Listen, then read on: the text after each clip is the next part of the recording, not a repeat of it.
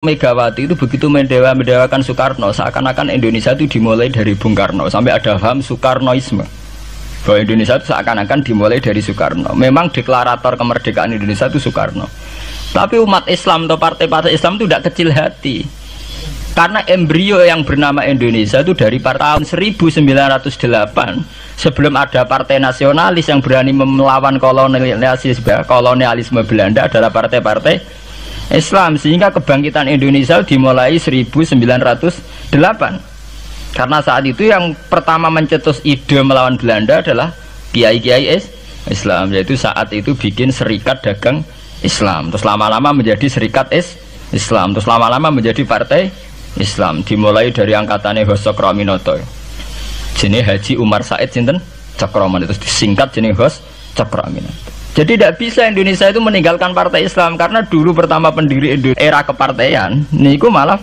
partai-partai apa? Islam yang lahir di Solo, di Jogja. Bahkan sebelum ada negara yang bernama Indonesia, itu ada negara yang bernama Demak Bintoro, ada Demak Ngayogja napa? Karto. Itu semua negeri napa? Islam.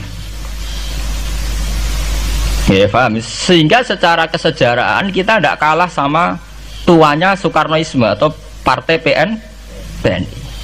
Dan sampai kan kita ini kan kayak dinabubukkan seakan-akan Indonesia itu dimulai dari Soekarno, sehingga nak wani Pak Karno itu koyok-koyok itu kita anti Indonesia. Ya kita tidak mungkin nggak menghormati Soekarno, beliau sebagai pahlawan besar kita hormati ya, tapi ya kebesaran Pak Karno demi bangsa Indonesia jangan kemudian direduksi, disederhanakan hanya melewati partai. Ya itu kan namanya pekerdilan. Tentu Pak Karno bikin negara ini ya untuk semua bangsa, bukan untuk PDIP saja, bukan untuk partai-partai marhainisme saja, juga bukan untuk partai-partai yang berfaham Soekarnoisme saja. Ya sama, tapi kita juga adil, sebagai kiai juga adil. Hos Cokroaminoto bikin partai Islam adalah untuk mengusir Belanda dari bumi Indonesia, yang nantinya juga untuk kepentingan semua bangsa Indonesia, tidak hanya yang Islam saja. Ya kita adil, sama-sama adil. Saat nasionalisme ya tidak mengurangi keagamaan, saat keagamaan tidak mengurangi nasionalis. Tapi itu tadi kemudian ini dikerdilkan secara politik. Di sawangannya nak wis duwete Pak Hasim Mbak Mega nasionalis religius itu sudah ditren. Wangger duet senengane pasangan nasionalis sampai religius. Apa nak nasionalis terus wajib sholat? Apa nak religius terus gak wajib nasional? Sebetulnya itu kan apa kena orang Indonesia itu wajib sholat hanya karena atas nama nasionalisme. Apa nak gue ngiyai itu wajib bayar pajak. Itu kan pengkerdilan, proses pembohongan, pembohongan secara publik. Gue dibodokno, sedurunge bodoh, itu kan itu kan repot. Namanya sedurunge bodoh dibodokno kenapa? Nurut. Makanya kalau seneng ya, kayak kemarin Hari Kebangkitan Nasional itu seneng kalau diungkap terus di TV bahwa kebangkitan Indonesia dimulai dari 1908. Pentingnya bahwa orang-orang yang sok Soekarnoisme biar tidak mereduksi Pak Karno hanya milik mereka sendiri, karena bangsa ini berdiri semenjak 1908.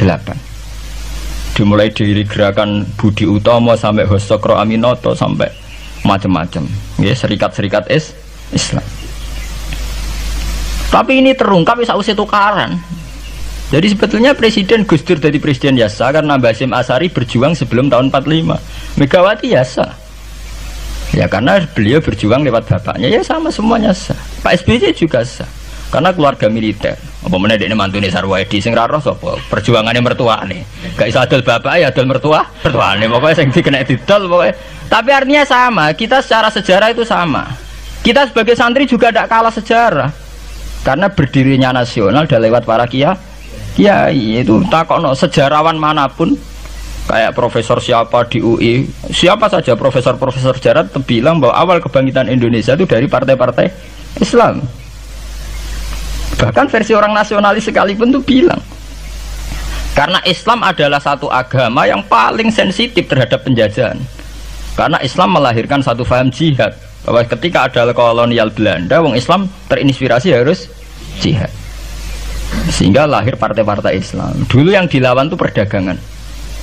Ini kalau cerita sejarah, santri-santri sadar. Jadi santri salaf dengan model sekarang sing raroh duit, raroh dagang itu sebetulnya mengkhianati pendiri santri. Lho boten niku lho fair. Sing gak seneng dagang, gak seneng mergawe itu mengkhianati pendiri pesantren. Sama lihat sejarah, tahun 1908 itu namanya tidak SI, tidak Serikat Islam, tapi Serikat Dagang Islam. Karena para kiai adalah melawan dominasi Cina di Surakarta dan dominasi Belanda menguasai sentra-sentra perdagangan. Sehingga yang dilawan pertama adalah piye supaya kolonial gak menguasai aset-aset ekonomi. Sama takokno sejarah, cek versi kiai, cek versi buku, asal gak versi klenek. Itu pertama yang dilawan para ulama adalah penguasaan aset ekonomi oleh Cina dan Belanda, sehingga mereka bikin Serikat Dagang Islam.